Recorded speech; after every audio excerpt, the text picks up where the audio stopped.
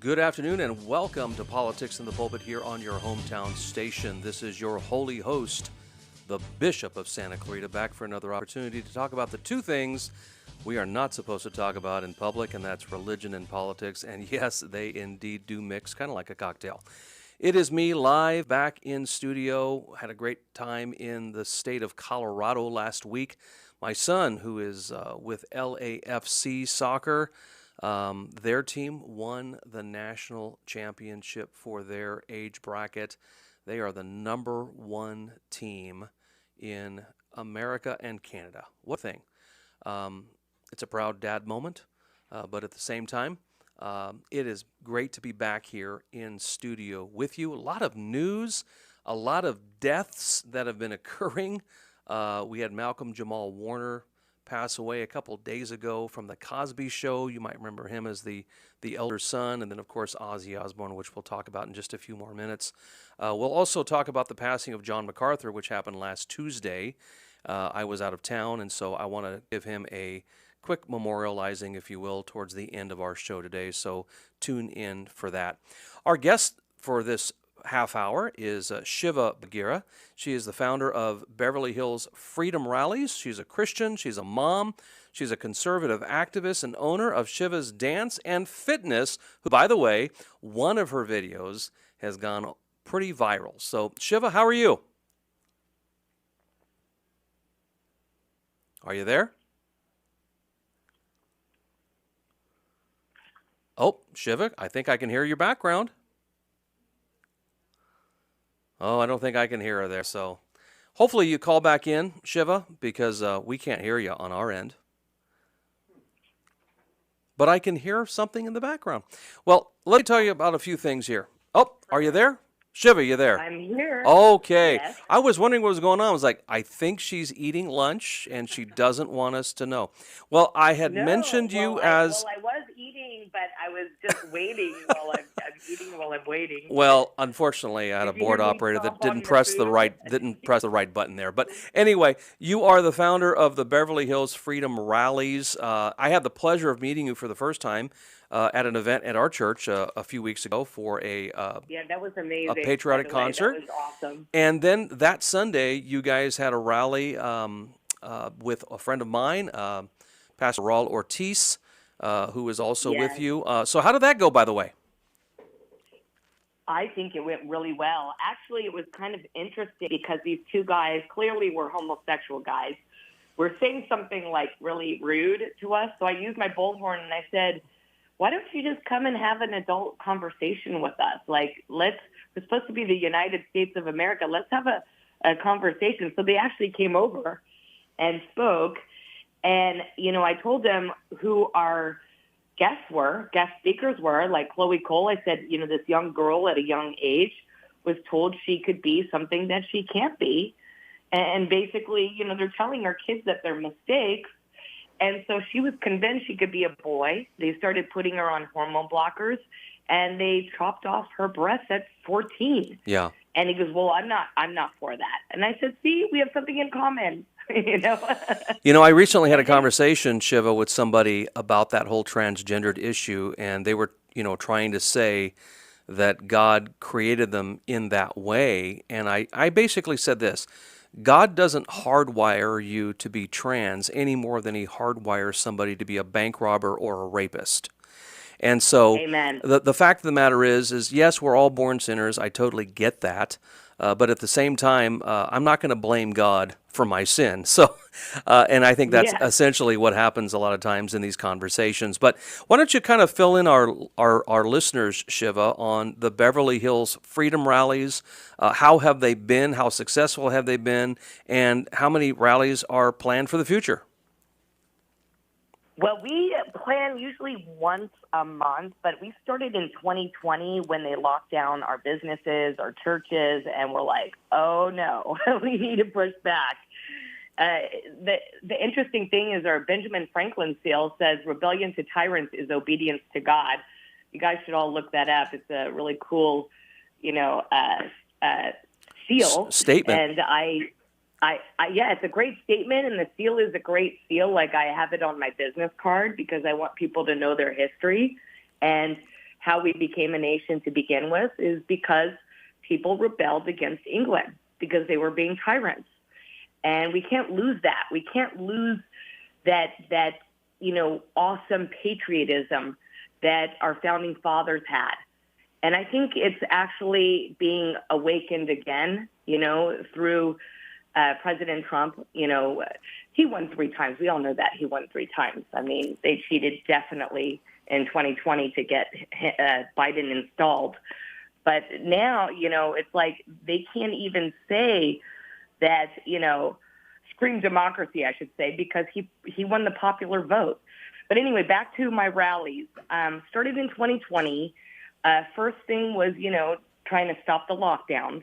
Then when they started, doing this whole social distancing and masking, we were actually the first city to stop that nonsense. We stopped it at our school saying, no, this is child abuse. And they stopped masking the kids. So we were the first city to stop it because of our pushback. And other, schools like LAUSD followed suit. So what happens in Beverly Hills, it seems to bleed out. So if it's a good thing, that's great. Well, now we have some bad things going on that we're going to be, pursuing because they're getting, they're aligning with Santa Monica and West Hollywood to get into this ACLU lawsuit on these ICE raids. Mm-hmm. And we want law and order. We want the illegal invaders to be deported because, they're getting more rights than the citizens here. And we don't know many of these people. They have not been vetted properly. And as we saw what happened with the marijuana farm, there was 14 underage children that were working at this farm, slave labor. And these lefties love to scream about, slavery that happened 200 years ago. It's happening now with human trafficking. So, yeah, we're constantly, keeping abreast on what is going on in our city. And so if any of you guys want to join us for the next Beverly Hills City Council meeting, I would love for you guys to come August 5th at 7 o'clock at our City Hall in Beverly Hills. Come. Because it does make a difference. And like I said, what happens in Beverly Hills, if it's good or bad, it bleeds out to other cities. Yeah, and Shiva, why don't you tell folks as well that your rallies are not just attended by a dozen people. You're able to get a pretty good group out there to support the agenda of common sense and conservatism. Isn't that right? Well, that's why the city went after me. So think about this. Instead of going after the thugs that destroyed my city decided to go after a resident, because I'm a resident here in Beverly Hills, because I was exercising my First Amendment rights, and we are actual peaceful protesters, okay? We had thousands of people, like 5,000 to 7,000 people by the end of 2020. So when Biden got installed, they went after me because they felt that they had the backing of the Biden regime, which they did. And I had to do 20 hours of community service, all for exercising my First Amendment rights while, rapists and murderers are being let out of jail. That should tell people, there's a 2-tier justice system here in California. I've even been arrested. I went to a parents' rights rally, and I stepped into an Antifa trap, but I thought I was safe because there was a line of police officers. But amongst those police officers was the communist ex-mayor of Burbank, Constantine Anthony, that had me arrested just for exercising my First Amendment rights. I said, what am I being arrested for? They said, failure to disperse. And I said, well, then why am I the only one being arrested while I was being assaulted in front of your police officers by the left? And they just shut up, And it's kind of funny because I wear this hip belt, and I think they thought that they were going to find like a knife or mace or some kind of weapon so they could use a thought crime against me. I just want you to know that you should speak more kindly about Constantine because he and I are really good friends. I've actually had him on the show twice, and no way. I did once when he had his episode where he allowed the the transgendered transvestite individual beating him on the bottom a couple years ago up here in Santa Clarita. And so we had him to come on and talk a little bit about that. And then I had him here recently because I like to show people that I actually have no problem talking to the other side. Yeah. I have no problem. But yeah, Yeah. Constantine and I have gone back and forth, and we've actually been relatively friendly. And let me ask you this, Shiva. We've got a very important election coming up in 2026. It's the midterms here, not only federally, but of course we've got a governor's race happening, and of course all kinds of other offices here in California. How how in how motivated are you, Shiva, to kind of turn California around? And what are your hopes for 2026? Do you think that this just might be our time to finally say, you know what, let's put an end to one party rule in California and let's give the Republicans a chance? I think it's possible. I mean, 10 counties did go red in the last election, even with all the massive fraud and cheating. Remember, guys, Kamala only won in states where there was either no voter ID laws or very weak voter ID laws. So the Carl DeMaio initiative to get the ID on the ballot, voter ID on the ballot, and, check signatures is so important. So I will be working on that effort as well. I'm still on the effort to recall Newsom because, this thug is going to try to run for president. And, we can't allow this murderous governor, and I say this because he was one of the 5 people that signed the executive order to put COVID-positive patients into nursing homes. And they found out that 1/3 of the people that had died were in nursing homes. Okay, I'm sure the others were in hospitals when they were giving them remdesivir. And it's very, very important, that we don't have this murderer. This guy makes Jeffrey Dahmer look like a Girl Scout, the amount of death that has been, blood on his hands with that executive order. Shiva, I wish some guys would talk like you, but unfortunately we've got a lot of weenies that don't really talk very clearly sometimes. And so I'm noticing more and more women stepping into the fray because a lot of men are still kind of shy. But let me ask you a question. What are your thoughts about... Well, I will tell you there's a reason for that. This is called social engineering. And they've done exactly what they've meant to do, was to reverse the roles. How do you destroy a family? You reverse the roles. The only reason why us women are standing strong is because they've emasculated our men in our country. They've put these, hormone kind of interference in our food, like the glyphosate. Well, I would argue, Shiva, that it's because of low testosterone that all of our men are kind of shriveling, if you get my drift. Well, it's glyphosate. Glyphosate is, the pesticide. It is lowering testosterone. So I believe it's not just social engineering, but it's also chemical engineering. Yeah. And we definitely need... weapon, and how do you destroy a country? You emasculate the men. No, I completely believe that. In fact, I've always said that the number one way to destroy a nation is to destroy the American family or destroy the family in that nation. And that's exactly what they went after, and they've been successful to a relative point. There's no doubt about that. But let me ask you this question: what are your thoughts about the 2 top-tier Republican that are running for governor in the state of California? Well, okay, so I know a lot of people don't like Bianco because he kneeled, but I also look at how that worked. It kind of de-escalated things, and his city didn't get destroyed like mine did. I literally watched my city getting destroyed by the left. We saw the mob coming at us. I was in my car. I saw these Mercedes that their windows were all blacked out. They were popping their trunks and putting bricks right in front of the buildings before the mob came through. This was organized crime. And again, the city council didn't seem to care about that, but they went after little old me for exercising my First Amendment rights and spent over $11,000 suing me.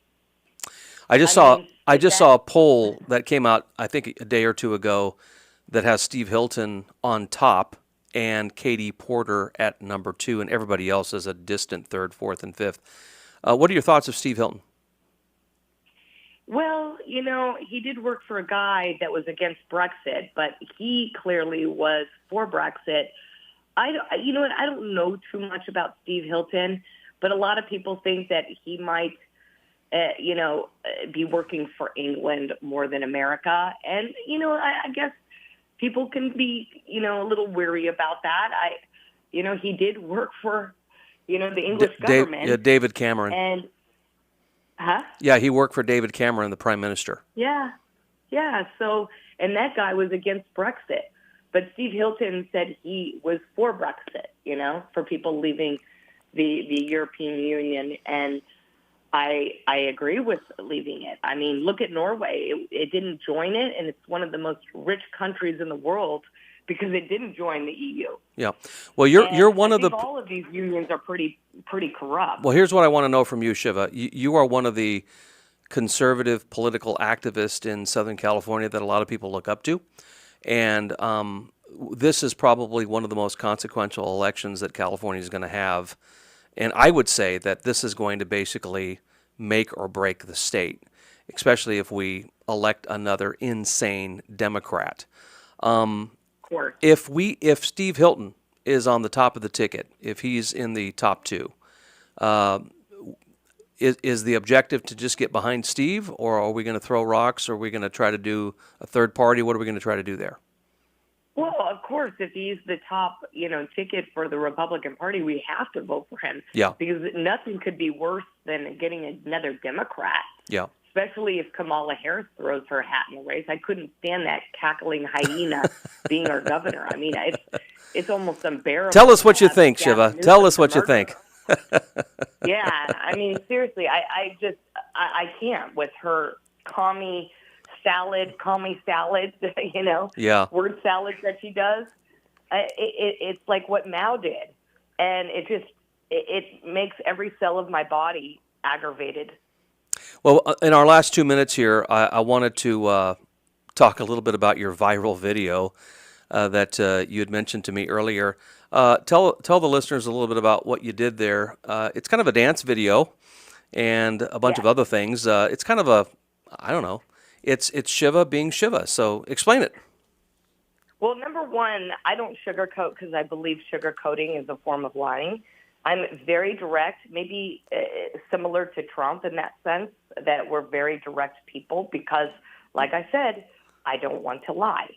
So I said, I'm thinking, I think it says, let me go to it. I'll tell you what I wrote on it. I said, thanks, ICE, for deporting these illegal invaders. We love you. So I'm showing my support to ICE, and I'm dancing to Ice Ice Baby. And I just put that on TikTok, and it got almost 250,000 views. And, of course, a lot of them are probably CCP or WEF bots, saying the same, oh, this is stolen land. I mean, how ridiculous a statement is that? I mean, every land has been stolen from one time or another. Yeah. I mean, well, Shiva, yeah. So I want to thank really you for funny. I want to thank you for taking time today and calling into the show. So it was a great pleasure to meet you a couple weeks ago, and hopefully, I can connect with you sometime in the future in some of these rallies. Oh, I hope you come down. Come and join us. And if any of your listeners want to be a part of, history again, because like I said, what happens in Beverly Hills, it spreads out, and we are kind of the leader of what happens. We need to do two things. We need to tell them we don't want any more LGBTQ plus garbage on our city streets, like the walkway was colored in the rainbow during so-called Pride Month. And we don't want that. We don't want it to be politicized. We don't want our streets to be politicized. And then secondly is, them joining a very anti-Semitic Marxist movement with the ACLU trying to go after our ICE and sue the Trump administration for upholding federal law. And all of these people swore upon the Constitution. So I'm going to do a public request act, and find out if they actually signed the Constitution, because if they did, they should be, leaving their office because they are not upholding federal law if they're aiding and abetting foreign invasion, which is part of Article 4, Section 4 of the Constitution. Well, Shiva, we're at the end of our time here, but you're the founder of Beverly Okay. Hills Freedom Rallies. Thank you so much for calling in today. We're looking forward to have you come back on the show. And like I said, we're going to try to connect with you down there as well. We'll be back in just a minute here on your hometown station. All right, we're back here at the bottom of the hour on Politics in the Pulpit on your hometown station, KHES AM 1220 and 98.1 FM. I want to talk a little bit about In-N-Out Burger. Obviously, that is a California staple here. In-N-Out Burger started here in Southern California. In fact, their headquarters is in Baldwin Park. You can see it right off the 10 freeway, whether you're driving eastbound or westbound. You can see it right there. But there's some clarification here from Lindsay Snyder. She is the owner and president of the California burger chain, In-N-Out Burger. And she says that her company isn't moving its corporate headquarters, so that's going to stay in Baldwin Park. But it's merely opening a new office there in Franklin, Tennessee. And here's what she says, quote, "We're not moving In-N-Out Burger's corporate headquarters. We're not leaving California or leaving our roots behind. Each of our locations is here to stay." And that's great for us here in California because we love In-N-Out Burger. But Snyder's comments came 3 days after an interview she gave on a podcast where she spake about her family's impending move to Tennessee. And she says, quote, "There are a lot of great things about California, but raising a family is not easy here." Of course, Snyder has 4 children, and she also went on to say that doing business here is not easy as well. And I'm just going to be honest. She's right. It's hard to raise a family here, especially if you have some biblical convictions or some righteous convictions, and it's very hard to run a business here. But they're going to be opening up a regional headquarters in Franklin, Tennessee. It seems like Tennessee is getting a lot of corporations here as of the last few years that are moving in that general area. And so it's unfortunate that we're going to be losing that potential here for California, but we're at least thankful that we're going to be able to have In-N-Out Burger. Yes, yes, Mike. Baldwin Park since when? How many years? 1948. Jeez. Yeah. They're not going to pick up and go. No. They're going to stay there. The headquarters is staying in Baldwin Park, but they are definitely moving a corporate office into Franklin, Tennessee, because I think they're going to spread into eastern parts of the U.S. So animal style still a thing? Still a thing. Good. Still is a thing. Mike, while we have you on the line, Yes. Considering that you're a little more savvy in this particular genre of music than I am, We'll try. Ozzy Osbourne, the singer that talks a bit like Sharon! exactly, talks a bit like that. He, of course, started in the late 1960s with a group called Black Sabbath. In fact, just a couple weeks ago, 3 weeks ago, reunited with Black Sabbath and was sitting on a big black throne attempting to sing Crazy Train and Paranoid and some of these other songs that were hits by him. He died. Now, according to the family, he died with family around him. He was 76 years old, and he was suffering from Parkinson's disease, which I think was pretty evident for those of you who have seen from a few weeks ago when he was sitting on that black throne trying to sing some of these songs. But this is not my genre of music, Mike. Not really mine either, though. Yeah, this is dark. I've not been never been a heavy metal fan.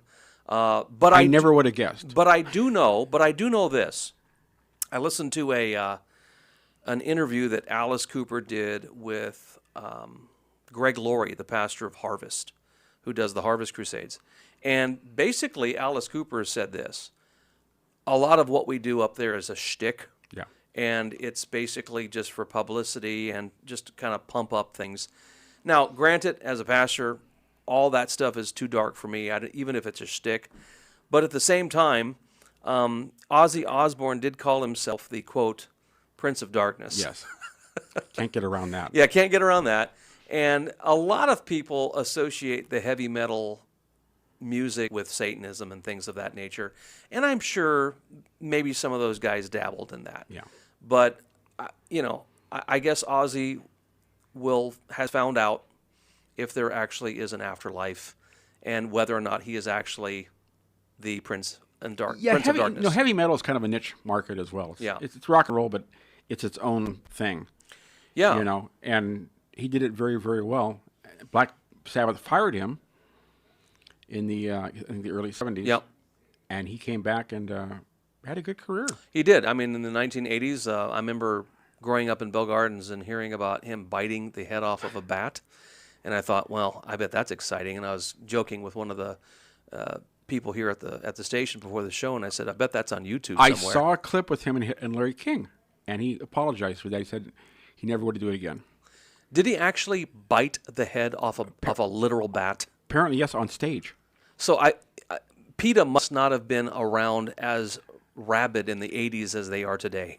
No. People for the ethical treatment of animals. I'm not sure if bats are on their Well, obviously radar. Bats were being messed around with during the whole COVID thing. Remember, it was supposed to be a bat market, that wet market, and it was a bat that supposedly spread the virus. But anyway, I thought that was a pangolin. I don't know. But all I can tell you, though, Mike, is that it's never been my genre of music. When I was growing up in the 1980s, my brothers liked Motley Crue. Sure. Because I think both my brothers went to high school with one of the original members of Motley Crue. I went to Downey High. And I remember meeting one of those guys. I forget which one it was. But, again, I don't even like any of those things. My thing is Sinatra, Dean Martin, Elvis, Fats Domino. So I grew up in San Francisco, obviously a total music city. A lot of rock and roll. Down by the Greenwich Village right there? Yeah, well, Haight-Ashbury. Oh, wow, Yeah, even worse. Yeah. Grateful Dead, Journey, and that. But I think with Ozzy, again, his own thing, very successful career, but it took its toll on him. Well, it took its toll. I would say that 76 is a relatively young age to die in our current age, because 76 is not that old, frankly. I have an 88-year-old guy in our congregation that's still driving to church. Wow. So, and he's in relatively good health. Does he like Ozzy? No, no, he definitely doesn't like Ozzy. But also, Ozzy was able to redefine himself in the last 25 years or so by doing that reality show, The Osbournes, and that was a big deal. That kind of reintroduced him to a whole new genre of people. And his daughter had success as a musician as well, Kelly. Yes. And Sharon Osbourne did the whole daytime talk thing too. So. They all redefined themselves, and they, much like Gene Simmons, the lead singer of Kiss, he kind of did the same thing with his family, where they had the reality show, and then a whole group of people finally, they're like, hey, this is the guy that can touch his nose with his tongue. Yeah. It becomes a machine at some point, But again, Sharon and Ozzy married a long time. Yeah. So, and then something there. A couple of days ago, we heard of the death of Malcolm Jamal Warner. Yeah, that was unexpected. I think 54 or 56 years old.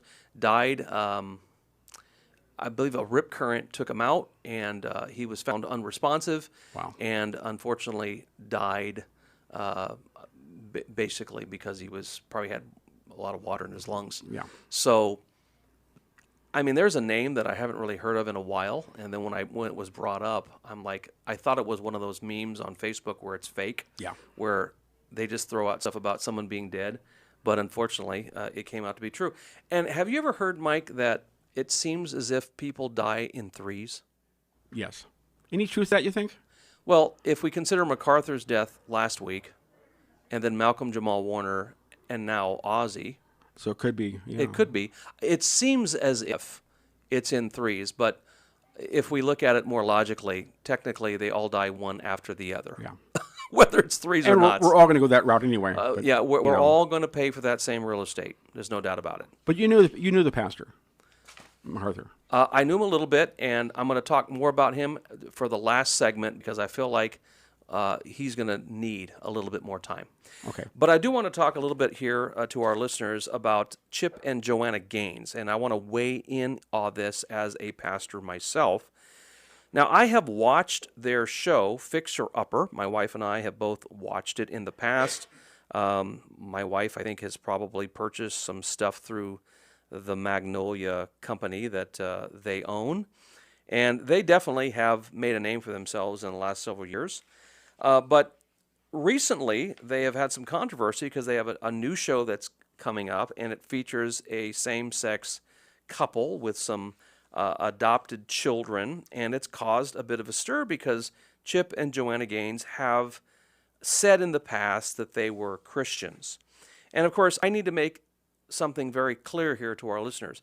There's a distinction that needs to be made between a genuine follower of Christ and a cultural Christian. That is somebody who just says, I'm Christian because I'm born in America, and they just kind of culturally consider themselves to be Christians. I would not consider a cultural Christian a genuine Christian. But they did an interview with Oprah Winfrey on a show that she did called Super Soul Sunday, which was back in March of 2021. And Chip and Joanna Gaines sat down with Oprah for an interview, and we don't have the clips here, but I have some of the things that were said during this interview, which, as a pastor of a traditional Bible-believing church, some of these things are a little far-fetched. And one of the questions that was asked of Joanna by Oprah was, how do you know the difference between your mind speaking and God's voice? And Joanna goes on to say, I will say there have probably been 5 pivotal moments in my life where I can say that was God's voice, that was Him. And I felt the sense of peace, almost like that moment where you get chills and you know there's something else. And then she goes on to say, that's something that since I was a little girl, I've experienced God in that real way, very relational. The quote, professing Christian and mom of 5 told Oprah she stays away from religion because she believes God's connection with creation is very relational. And then she goes on to say, with the idea of religion, I shy away from that. My relationship with God, it's like no one else's. God is so creative that I can't impose what my belief is. He shows up in beautiful, unique ways for all of us. Then she goes on to say, I'm very realistic. I need to hear it. I'm literal. And so that's how he shows up for me, Gaines noted, pointing out that it's very different for her husband. Now, Chip Gaines was then asked about his relationship with God, and Oprah asked, in what unique ways does God speak to you, Chip? And Chip says, quote, God shows up for me in very practical, real ways, like I work. That's how I meet with Him. Like I work, okay? He stated, quote, when I sweat and when I'm lonely or sad or mad, I mean, when you chop firewood, you don't have to have any talents to be a good demolition man. You just want to break stuff. Now, I need to stop real quick here. Those are all relative, emotional, personal points of views that Chip is making. And there's nothing concrete or objective about it. These are subjective points. When someone says to me, Pastor Cook, how do you know God exists? My initial answer to them is not going to be, well, it's like when I sweat, when I work. Folks, this is why it's so important as Christians to get your theology from the Bible connected to a solid Bible-believing church rather than through TV theology. It's the same thing that took place a few years ago when Duck Dynasty became all the rage, and then people started to realize that the Duck Dynasty family was actually part of the Reformed Church of Christ, which is completely antithetical to a lot of Christianity. And so just because they say Jesus, just because they say God, doesn't always mean that they're pouring the right meaning into those words. When I was in Bible college, the great author of Kingdom of the Cults, his name was Walter Martin. And I remember he came to our college seminary for a speaking engagement for chapel. And one of the things he said, which is right in his book, The Kingdom of the Cults, which, by the way, was his magnum opus book, he said that when the cults say God or Jesus, we need to ask them to define what they mean by God or Jesus. Because when they say God or Jesus, they're pouring their meaning of God and their meaning of Jesus as opposed to what the scriptures say. And that's the same thing here with Chip and Joanna Gaines. If they're truly born-again, Bible-believing Christians, then they would not be defending and putting on this show that has their approval, that has a same-sex couple with 4 adopted children. This is going to be completely antithetical to all Christians out there that are genuine believers of the Lord Jesus Christ. When we come back on Politics in the Pulpit, I want to close the show out with some thoughts about John MacArthur and his passing last Tuesday when we return here on your hometown station. All right, we're back here for our final segment on Politics and the Pulpit. Again, this is your holy host, Pastor Jerry Cook. Again, back from vacation, as I mentioned, was in Denver, Colorado last week until early this week. And I just want to let you know out there in California that we paid, I think the cheapest gas we paid was $2.57 in Colorado Springs, just to let you know what the other side is doing out there.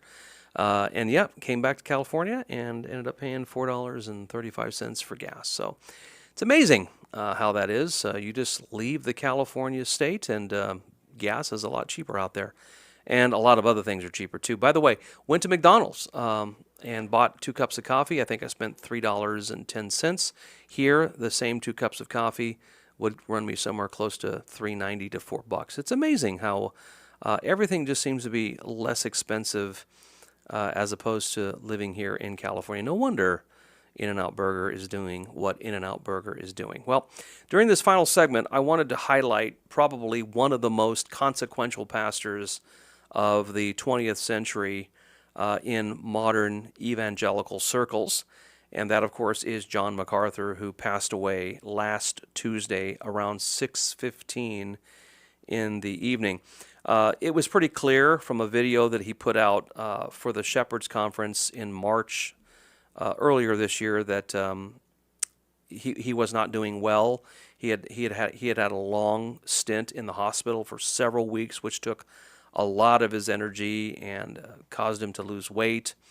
And in fact, he joked in that video that just being in the hospital will cause you to die quicker than you want to.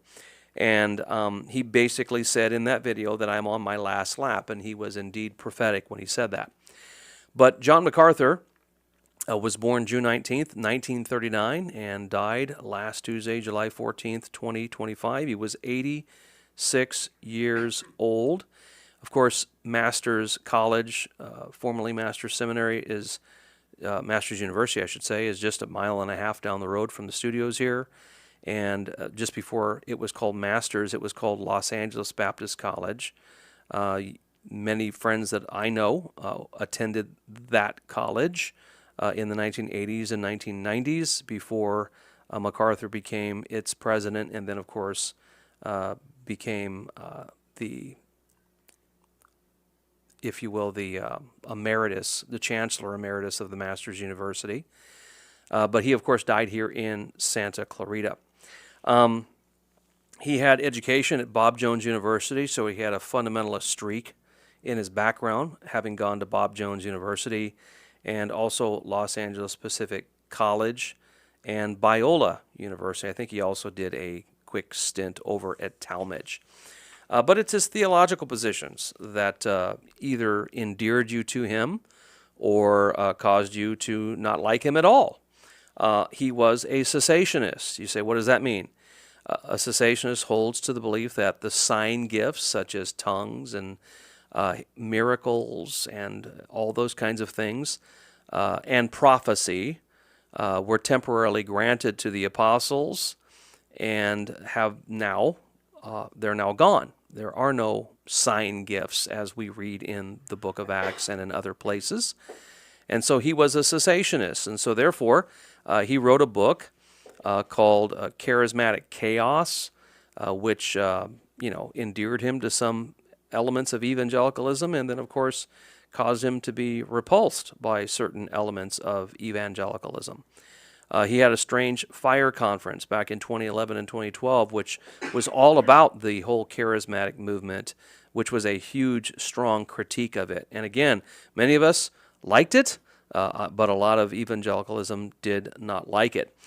In terms of complementarianism versus being an egalitarianist, MacArthur stated that he believed Scripture opposed both male chauvinists and feminist views. He had a complementarian view on gender roles and considered the Bible to forbid women to preach to men or to exercise authority over men in churches by being a pastor. He believed that the biblical roles of elder and pastor are restricted to men. When, by the way, so does this preacher here. So I guess I am a complementarianist. He was dispensational in his theology. However, he viewed himself as being a leaky dispensationalist. And he acknowledged the area where his views differ from traditional dispensationalists. Probably one of the big debates was his whole lordship salvation, which kind of came out of his Calvinistic roots, because he was a big Reformed Calvinist as well. But out of that whole debate of Calvinism came this lordship salvation debate. MacArthur taught that Romans 10:9 describes the doctrine of lordship salvation when it says, if you confess with your mouth the Lord Jesus and believe in your heart that God raised him from the dead, thou shalt be saved. And he goes on to say the submission to Jesus as Lord when converting to faith in Jesus Christ became known to Arminians as the lordship salvation controversy. Now let me just make something very plain here. I believe that whether you are a Christian or not, Jesus Christ is still Lord, regardless of whether you make him Lord or not. I just believe that Jesus is Lord. In fact, the Bible says in the book of Philippians that every knee will bow regardless of whether you're a Christian or not. And so the lordship salvation thing is still a debate that rages on within evangelicalism today. People take either MacArthur's side on that one or the opposite side of the argument. The other thing about MacArthur, he was a young earth creationist. He believed that the world was created in 6 literal days and God rested on the 7th, and did not believe in a day-age theory where each day of creation represented millions of years. He did not believe in a gap theory, where between Genesis 1:1 and Genesis 1:2 was a gap of millions or even billions of years, and then everything from Genesis 1:3 on was a recreation or a new creation. He was also pretty consistent when it came to the topic of music within church. This is where I would agree with Dr. MacArthur very strongly. He was a proponent of what is called the regulative principle of worship, and he believes that from Colossians chapter 3, verse 16, as well as in Ephesians, where it says that we're to praise the Lord with psalms, hymns, and spiritual songs, God's word regulates music. But again, I think the greatest thing that he has been known for recently was his big stand against the whole COVID lockdowns and his one-man assault against Gavin Newsom. Now, in the end, Grace Community Church won their suit against California and Gavin Newsom, and we're thankful for that. In years past, Pastor MacArthur was not very big on kind of stepping in to these political issues, but I believe the Lord gave him some grace in the very end here to be able to kind of assert himself in a very dominant role during the whole COVID-19 debacle. Many churches refused to close, including yours truly, Freedom's Way Baptist Church. We didn't close 1 week. Now, to be fair, Grace Community closed for about a month, but then they saw the writing on the wall and they began to open up. They're a much bigger church than Freedom's Way Baptist Church, so we're glad that they got all the incoming fire where it kept guys like me to do what we can do without having all the incoming that he was taking in. So again, John MacArthur dies last Tuesday, 86 years old, leaves behind a mixed legacy, depending on how you look at it. I know I've been blessed by a lot of what he wrote. But some people still have their contentions with MacArthur, and I guess people always will. Either way, he was a blessing to the body of Christ, depending on the messages you heard, and the books that you read. I want to thank you for joining us today on your hometown station. Next week, we will have a wonderful guest in. I don't exactly know who it is right now, but I'm sure that guest will be wonderful. We'll catch you next week here on your hometown station on Politics in the Pulpit.